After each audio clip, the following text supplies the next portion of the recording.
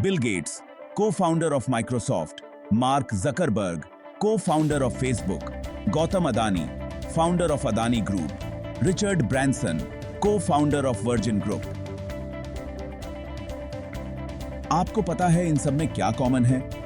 आप सोच रहे होंगे, हाँ, ये सब दुनिया के सबसे अमीर लोगों में से हैं और आज की दुनिया पर राज करते हैं। रिचर्ड ब्रैंसन अब पहले इंसान हैं जो अपने ही स्पेसक्राफ्ट में अंतरिक्ष के किनारे तक पहुंच गए हैं। लेकिन एक और चीज है जो इन सब में कॉमन है। ये सभी लोग एक जाल से खुद को बचाने में कामयाब हुए हैं। एक ऐसा जाल जिसमें आज हर एक इंसान बड़े गर्व से खुद को फंसा रहा है। हकीकत को इस हद तक बदलने के लिए कि इतनी जानकारी होने के बावजूद कोई भी एक समझदार नतीजे पर नहीं पहुंच पा रहा है। मुझे परवाह नहीं है कि मुझे क्या करना है। अगर मुझे कहीं जाना है, कुछ नया शुरू करना है या जो भी हो, मैं अपने बच्चों को ऐसे सिस्टम में नहीं डालने वाला जो उनके हुनर और काबिलियत को नहीं समझता, सिर्फ इसलिए कि वो उस कन्वेयर बेल्ट पर फिट नहीं होते। और अमेरिका में 5 लाख से ज्यादा लोग ऐसे हैं जो अपने बच्चों को स्कूल नहीं भेजते। मजे की बात यह है कि ज्यादातर टीचर्स ही हैं, क्योंकि उन्हें पता है कि सिस्टम कितना गड़बड़ है। और दूसरी तरफ हो आप, जो शायद अभी कॉलेज में PRH रहे होंगे, टाइम पर असाइनमेंट्स पूरे कर रहे होंगे, 90% अटेंडेंस मेंटेन कर रहे होंगे, मन मारकर किताबें रट रहे होंगे और हर नियम का पालन कर रहे होंगे, इस उम्मीद में कि जब आप कॉलेज से ग्रेजुएट होंगे तो आपके पास ग्रेजुएशन की डिग्री होगी, आपको अच्छी नौकरी मिलेगी, उसके बाद आप अपने माँ बाप के लिए एक बड़ा सा घर खरीदेंगे, महंगी गाड़ी खरीदेंगे, शादी करेंगे, अपने बच्चों को अच्छे स्कूल में पढ़ाएंगे और खूब सारा पैसा कमाएंगे। लेकिन क्या आपको पता है हकीकत क्या है? आपने इसकी तैयारी कब शुरू की थी? आपकी उम्र क्या थी? सर, हम उस समय 18 साल के थे और अब बस 30 साल के हो गए हैं। 30 साल के। पिछले 12 सालों में आपने अपनी जिंदगी में क्या किया है? जिंदगी में सर बस पढ़ाई करता रहा, डिग्रियां लेता रहा। 3 सब्जेक्ट में पोस्ट ग्रेजुएशन कर ली, B.Ed कर ली, मैं सीटेट क्वालिफाइड हूँ, नेट क्वालिफाइड हूँ सर। 15 साल की कड़ी मेहनत के बाद आखिरकार आपके हाथ में ग्रेजुएशन की डिग्री आ ही जाती है। लेकिन अब आपको पता चलता है कि आपको नौकरी नहीं मिल रही है। आप न जाने कितने इंटरव्यू देते हैं, लेकिन हर जगह आपको किसी न किसी कारण से रिजेक्ट कर दिया जाता है। लोग आपका मजाक उड़ाने लगते हैं, हमारी तरफ तरस से देखते हैं। परिवार वाले, रिश्तेदार, लोग ज्यादा बात नहीं करते सर। और मैं तो अपने गांव भी 2 साल से नहीं गया हूं। दुख होता है सर, क्या बताऊं? मैं अपना दर्द और पीड़ा किसी से साझा भी नहीं कर सकता सर। बड़ी मुश्किल से पढ़ाई की है, ट्यूशन पढ़ाकर। 2000 आदा ने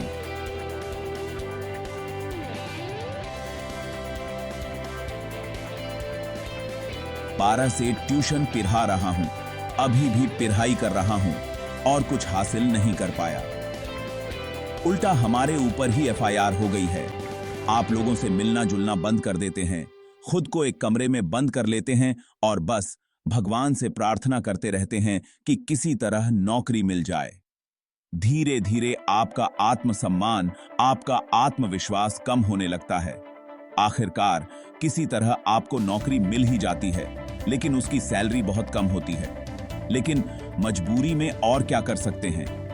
आप वो नौकरी करना शुरू कर देते हैं। सैलरी इतनी नहीं होती कि आप पैसे बचाकर घर खरीद सकें, तो आप होम लोन ले लेते हैं। अब जब अपना घर है तो जाहिर है गाड़ी भी होनी चाहिए, तो आप कार लोन भी ले लेते हैं। जाने अनजाने में आपने खुद को चारों तरफ से जकड़ लिया है। अब आपको हर वक्त डर लगा रहता है कि कहीं नौकरी न चली जाए, क्योंकि फिर घर का खर्चा कैसे चलेगा। होम लोन की EMI चल रही है, कार लोन की EMI चल रही है, बच्चों की स्कूल की फीस। धीरे धीरे आप अपने ही सपनों को दबा देते हैं और सुबह चुपचाप उठकर नौकरी पर चले जाते हैं, शाम को घर वापस आते हैं, चाहे आपको वो काम करना पसंद हो या न हो। और फिर एक दिन ऐसा आता है जब आपको ये जिंदगी सामान्य लगने लगती है और धीरे धीरे काम करते करते आप बूढ़े हो जाते हैं। आपको लगेगा कि शायद मेरी किस्मत ही खराब थी, तभी मैं जिंदगी में कुछ बड़ा नहीं कर पाया, क्योंकि मैंने बहुत मेहनत की थी।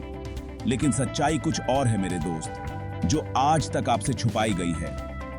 नॉट गॉट वालों ने बहुत पहले मिलकर तय कर लिया था कि लोगों को यह सीखना चाहिए, फिजिक्स, बायोलॉजी, केमिस्ट्री, और उन्हें ऐसे सीखना चाहिए।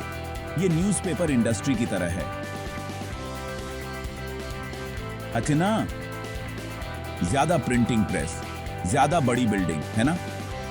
सोचने पर मजबूर कर देता है कि क्या जिन्होंने स्कूल बनाए थे वो जानबूझकर उन विद्यार्थियों की इच्छा शक्ति को तोड़ने के लिए बनाए थे जो इस सिस्टम का हिस्सा हैं, लेकिन वे चाहते हैं कि वे आज्ञाकारी बने। एक अच्छी यूनिवर्सिटी का उच्च उद्देश्य आपको असफल होने की नींव देना है, न कि ग्रेड पाने की नींव। आप बचपन से ही इस शिक्षा प्रणाली का आंख मूंद कर पालन करते आ रहे हैं। वो शिक्षा प्रणाली आपको असफल बनाने के लिए बनाई गई थी। शिक्षा प्रणाली आपको एक आज्ञाकारी फैक्ट्री वर्कर बनाने के लिए बनाई गई थी। आप सोच रहे होंगे कि मैं कुछ भी बोल रहा हूं, लेकिन मैं वादा करता हूं, बस मुझे कुछ मिनट दो और उसके बाद आप खुद इस पूरे जाल को बहुत अच्छे से समझ जाओगे। तो क्या आप मेरे साथ चल रहे हैं? धीरूभाई अंबानी, विराट कोहली, आमिर खान, नरेंद्र मोदी, ये सब लोग हमारे आज के एजुकेशन सिस्टम के जाल में नहीं फंसे। चलिए टाइम में थोड़ा पीछे चलते हैं। साल 1806 है और नेपोलियन की फौज और प्रशिया के बीच जंग चल रही है, और इस जंग में प्रशिया, जिसके पास बहुत ही बढ़िया आर्मी थी, हार जाता है। प्रशिया के लीडर्स को समझ नहीं आ रहा था कि इतनी मजबूत आर्मी होते हुए भी वो कैसे हार गए। बहुत सोचने के बाद उन्हें यह समझ आया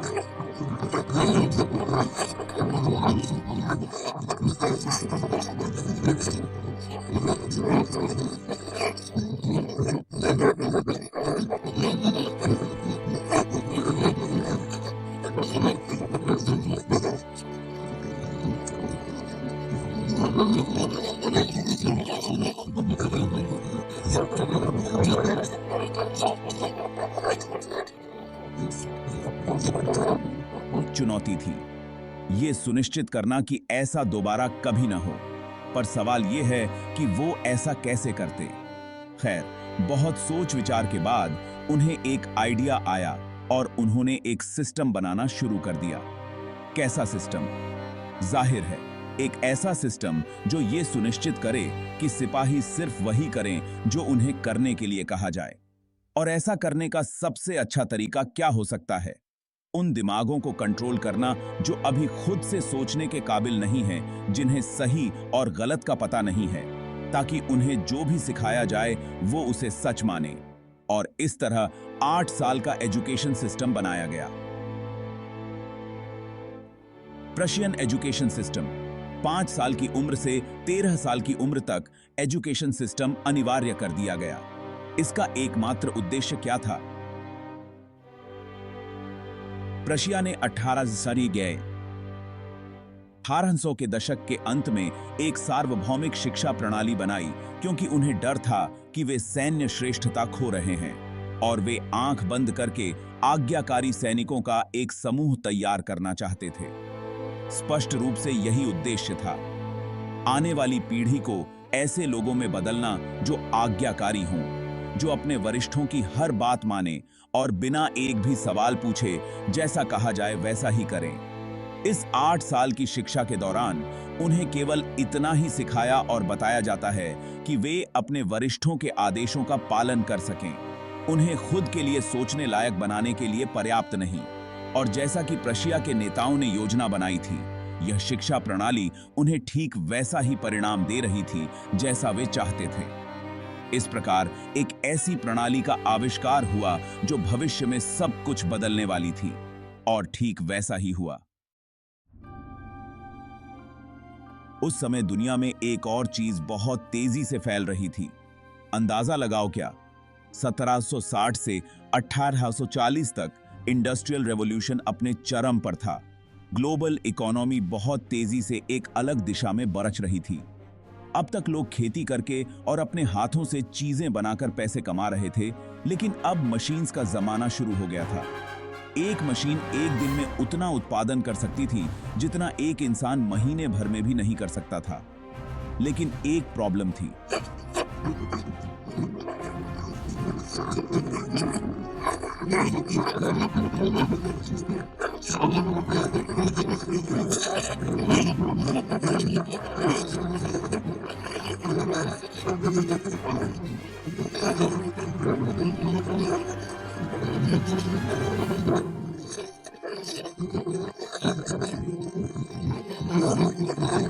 ऊपर तक पहुंच ही चुका था और अब अलग अलग देशों ने इस प्रशियन एजुकेशन सिस्टम को मॉडल करके अपने यहां एजुकेशन सिस्टम्स बनाना शुरू कर दिया। और इस बार मकसद क्या था? इस बार मकसद था एक ऐसी जनरेशन तैयार करना जिसकी क्रिएटिविटी ही खत्म कर दी जाए, जिसके पास पैसे कमाने का बस एक ही ऑप्शन बचे, फैक्ट्रीज में मजदूरी करना। कॉर्पोरेट वालों को ज्यादातर तो बस ओबीडिएंट वर्कर्स की फौज तैयार करनी थी और बस फिर होता भी वही शुरू हो गया। जिन लोगों के बच्चे खेती और छोटे मोटे बिजनेस करके पैसे कमा रहे थे, उन बच्चों का दिमाग इस तरह से वॉश कर दिया गया कि वो जब अपनी एजुकेशन पूरी करते थे तो उनके पास बस एक ही ऑप्शन बचता था पैसे कमाने के लिए, फैक्ट्रीज में काम करना। और इस तरह धीरे धीरे मजदूरों की कमी दूर होने लगी। उस समय हमारा देश अंग्रेजों के शासन में था, लेकिन अंग्रेजों के पास एक समस्या थी। वे बस मुट्ठी भर लोग थे और इतनी बड़ी आबादी को नियंत्रित करना बहुत मुश्किल था। साल है 1835। थॉमस बैबिंगटन मैकॉले, जिनके बारे में आपने स्कूल में लॉर्ड मैकॉले के नाम से पढ़ा होगा, उन्होंने भारत में इंग्लिश एजुकेशन को बढ़ावा देने का प्रस्ताव तैयार किया और उस समय के ईस्ट इंडिया कंपनी के governor general Lord William Bentinck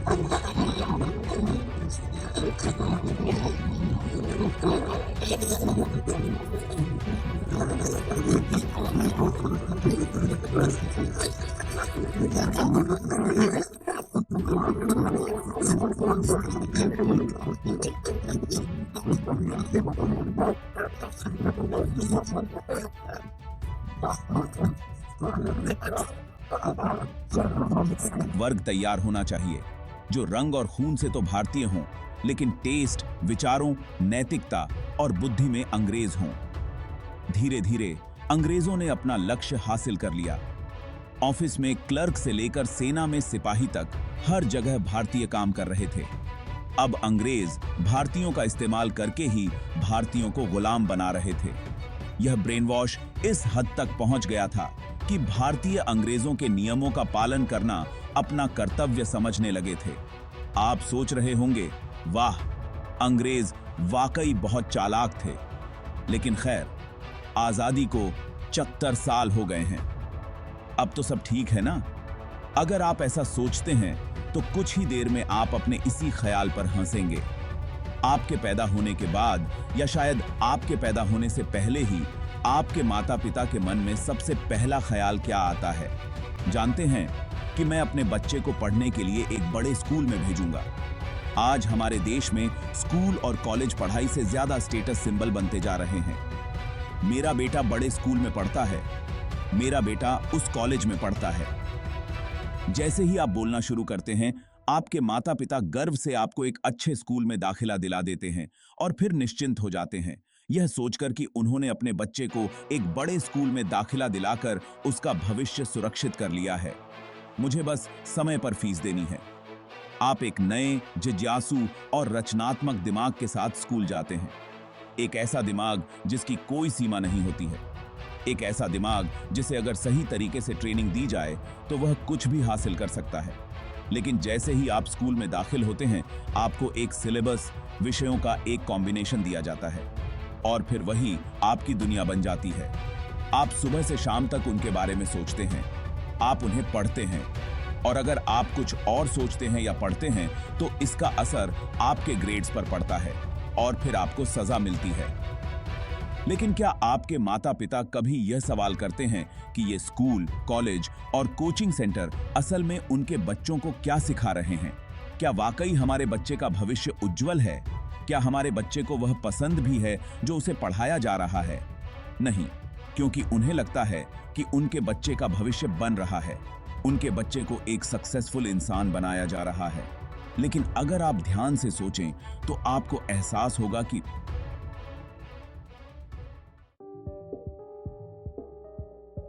ये जो इंडस्ट्रियल रेवोल्यूशन था ना, वाह, ये बहुत बड़े बदलाव और नए आइडियाज का समय था। इसने सिर्फ फैक्ट्रीज को नहीं बदला, बल्कि ये भी बदला कि हम एजुकेशन के बारे में कैसे सोचते हैं। इससे पहले एजुकेशन ज्यादातर अमीर और ताकतवर लोगों के लिए ही होता था, लेकिन जैसे जैसे इंडस्ट्रीज बढ़ते गए, वैसे वैसे ज्यादा एजुकेटेड वर्कर्स की जरूरत भी बढ़ती गई। स्कूल्स में प्रैक्टिकल स्किल्स और उन चीजों पर ध्यान दिया जाने लगा जो फैक्ट्रीज और ऑफिसेज में काम करने के लिए जरूरी होती थी। ये वो समय था जब लोग एजुकेशन को इकोनॉमी को बेहतर बनाने के तरीके के रूप में देखने लगे थे, सिर्फ कुछ खास लोगों के लिए नहीं। जब अंग्रेज भारत में राज करते थे तो उन्होंने यहाँ के पढ़ाई लिखाई के तरीके को बहुत बदला। वो अपने साथ पश्चिम से एक नया तरीका लाए। ये तरीका अंग्रेजी भाषा, अंग्रेजी किताबें, विज्ञान और गणित पर ज्यादा ध्यान देता था। ये भारत के पुराने तरीके से बहुत अलग था। पहले धर्म और जिंदगी जीने के तरीके पर ज्यादा जोर दिया जाता था। अंग्रेज चाहते थे कि कुछ भारतीयों को पढ़ाया जाए ताकि वो उनकी सरकार चलाने में मदद कर सकें। लेकिन इससे संकीर्ति बंदी का सेकेती, इससे पढ़े लिखे और आम लोगों के बीच एक बड़ा फर्क भी आ गया। आज भी भारत में शिक्षा का जो तरीका है, उसमें अच्छाई और बुराई दोनों का असर दिखता है। आज का जो हमारा एजुकेशन सिस्टम है ना, वो इंडस्ट्रियल एज का बनाया हुआ है। ये फैक्ट्रीज में काम करने वाले वर्कर्स बनाने के लिए बनाया गया था, थिंकर्स और क्रिएटिव लोग बनाने के लिए नहीं। अक्सर ये फैक्ट्स रटने पे और स्टैंडर्डाइज्ड टेस्ट्स पे ज्यादा ध्यान देता है, बजाय इसके कि बच्चों को क्रिटिकली और क्रिएटिवली सोचना सिखाए। आज का जॉब मार्केट 10 इयर्स पहले वाले से बहुत अलग है। पुराने वक्त की बहुत सारी जॉब्स अब मशीन्स कर रहे हैं या फिर दूसरे कंट्रीज में हो रही हैं। नए नए इंडस्ट्रीज और जॉब्स आ रहे हैं और इन जॉब्स के लिए ऐसे स्किल्स चाहिए जो अक्सर स्कूल्स में नहीं सिखाए जाते। तो इसका क्या उपाय है? हमें एजुकेशन में एक वेल राउंडेड अप्रोच लाना होगा। ऐसा अप्रोच जो सिर्फ स्कूल सब्जेक्ट्स पर ही नहीं, बल्कि लाइफ स्किल्स, इमोशनल इंटेलिजेंस और अडेप्टेबिलिटी पर भी ध्यान दे। हमें स्टूडेंट्स को अननोन फ्यूचर के लिए प्रिपेयर करना है, सर्टेन पास्ट के लिए नहीं। देखिए, दुनिया बदल रही है और हमारा पढ़ाने का तरीका भी बदलना चाहिए। अगर हम पढ़ाई को ज्यादा फ्लेक्सिबल बनाएं और स्टूडेंट्स पर ध्यान दें, तो हम यंग पीपल को वो स्किल्स दे सकते हैं जो उन्हें इस बदलती दुनिया में सक्सेसफुल होने के लिए चाहिए। आइए एजुकेशन को एक्सप्लोरिंग और डिस्कवरिंग बनाएं, ना कि बस खत्म करने के बारे में।